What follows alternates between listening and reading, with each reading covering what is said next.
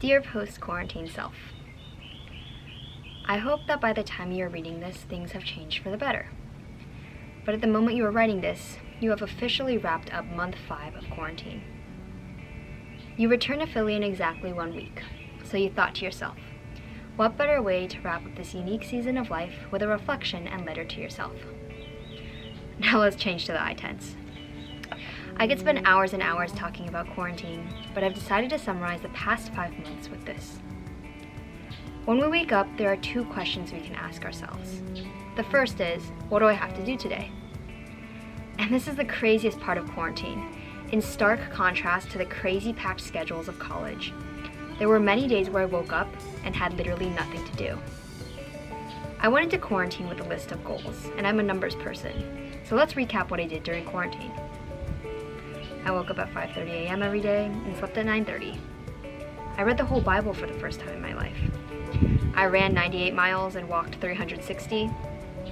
I listened to 27 sermons by Ben Stewart and 14 podcasts by Sadie Robertson. I completed 3 Chloe Teen challenges.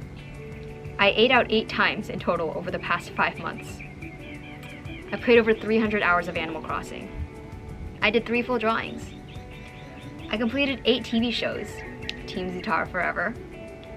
I read lots and lots and lots of books. I worked at an acai bowl shop and got promoted to shift lead. I turned 20. I hung out with my friends in person less than 10 times. There's a lot of things that I did, but there's a second question we can ask ourselves. It's not what I have to do today, but who do I have to be today? And this was the hard part of quarantine, choosing who I had to be. Because I look at these vlogs that I made 5 months ago, and I don't know who this girl was. This girl was a product of a college institution. This is me, on the grind, with a purpose, with a mission. And one virus stripped it all away. I was supposed to be in Japan this summer. Now I'm at home. And the question I asked myself constantly at home was, who am I? As I sat for hours drowning myself in Japanese and Animal Crossing and Avatar, I asked myself, who am I? What is my purpose? As I was in the house that I grew up in, I was reminded, before I am Lillian the college student or future nurse or future consultant, I am Lillian the daughter of my mom and dad. Lillian, the sister of my younger sister and older brother. Lillian, the friend of many friends who I can no longer be in person with. Lillian, the child of God. I like to define my life by metrics and numbers and events and clear-cut purpose. But that's not the way God operates. Perhaps the most important lesson I have learned is to be still, to be at peace, to learn that life doesn't have to be a race and it doesn't have to be about ambition and work. Rather, life is about living.